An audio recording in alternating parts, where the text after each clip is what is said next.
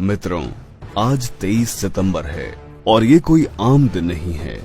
आज ही के दिन करीब 101 साल पहले भारत के राजपूत रणबांकुरों ने इजराइल को आजाद कराया था। दोस्तों, आज हम आपको एक ऐसे युद्ध के बारे में बताएंगे जिससे हर भारतवासी का सीना गर्व से चौड़ा हो जाएगा। ये युद्ध कोई आम युद्ध नहीं था। राजपूतों ने इस युद्ध में जो रणकौशल दिखाया, जो शौर्य दिखाया, जो साहस दिखाया, उसकी चर्चा विश्व भर में आज तक होती है। वो अलग बात है कि भारत में ये इतिहास गायब है, पर इस युद्ध के चर्चे आपको इजरायली और ब्रिटिश इतिहासकारों की किताबों में मिलेंगे।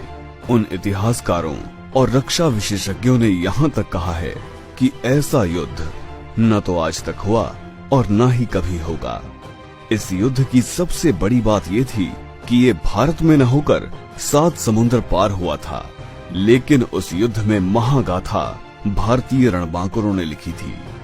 इस युद्ध की सबसे अद्भुत बात ये थी कि जहां हाइफा पर पहले से कब्जा जमाए हुए ऑटोमन सेना के पास मशीन गन, तोपों जैसे हथियार थे और भारत के राजपूतों के पास सिर्फ उनके वफादार घोड़े और तलवारें थीं।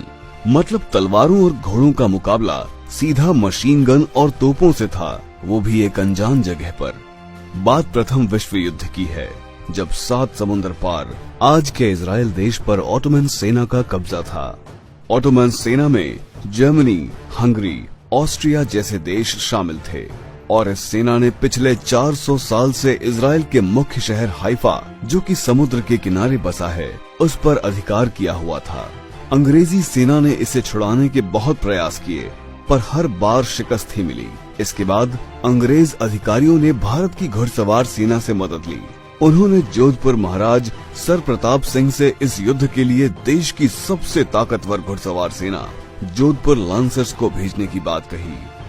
आगे युद्ध में जो हुआ उसको आप इन कम और सरल शब्दों में समझिए। सबसे बड़ी बात ये थी कि ये जंग प्रथम विश्व युद्ध में राजपूत रणबांकुरों व ऑटोमन्स सेना के बीच लड़ी गई थी। इसी युद्ध के चलते इजराइल आज भी भारत का आभारी है। उन राजपूत रणबांकुरों के कारण भारत और इजराइल के रिश्ते आज इतने मजबूत हैं। ये विश्व की पहली और आखिरी जंग थी जिसमें तलवार और भालों से सज्जित घुड़सवार सेना का मुकाबला ऑटोमन सेना की मशीन गन और तोपों से हुआ। एक वाकया जिसका जिक्र आज भी होता है, जब अंग्रेज सैन्य अधिकारी ने मेजर दलपत सिंह से कहा कि आप तलवारों के दम पर ऑटोमन सेना का मुकाबला नहीं कर सकते हैं, इसलिए आपको ये युद्ध नहीं लड़ना चाहिए। तो दलपत सिंह ने जवाब दिया, हम राजपूत हैं, एक बार युद्ध के मैदान में उतर गए तो वापस नहीं मुड़ते। अब जो होगा वो युद्ध करके ही होगा। भारतीय सेना का नेतृत्व मेजर ठाकुर दलपत सिंह शेखावत कर रहे थे। दुनिया में राजपूतों से बेहतर और बहादुर कैवलरी चार्ज कोई नहीं कर सकता, और राजपूतों में भी मारवाड़ के राजपूतों से बेहतर कैवलरी चार्जर नहीं हुए। ये संयोग ही है कि दुनिया के आखिरी सफल और बहादुर कैवलरी चार्ज भी इसी मारवाड़ के सबसे एलीट जोधपुर लांसर्स के नाम है। मैसूर लांसर्स सहयोगात्मक रोल में थे। सिर्फ 1 घंटे में इन राजपूत शेरों ने 400 साल से गुलाम हाइफा शहर को दुश्मनों से आजाद करा लिया। इस युद्ध में 900 भारतीय सैनिक व 60 घोड़े वीर गति को प्राप्त हुए। इन्हीं की याद में दिल्ली में हाइफा चौक का निर्माण किया गया। भारतीय सेना ने करीब 1350 ऑटोमन सैनिक व 36 अधिकारी बंधक बनाए थे।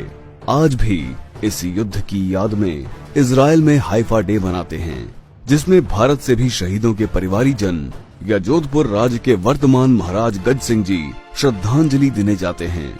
ब्रिटिश इतिहासकारों का कहना है कि ऐसी शौर्यपूर्ण जंग न तो पहले कभी लड़ी गई और न ही कभी लड़ी जाएगी। राजपूतों के पराक्रम ने बहादुरी का एक नया आयाम लिखा था। आज भी हम इतिहास के सबसे बड़े सूरमाओं को इस हाइफा दिवस पर शत शत नमन करते हैं। जय हिंद, जय क्षात्र धर्म, वीर भोग्य वसुंधरा।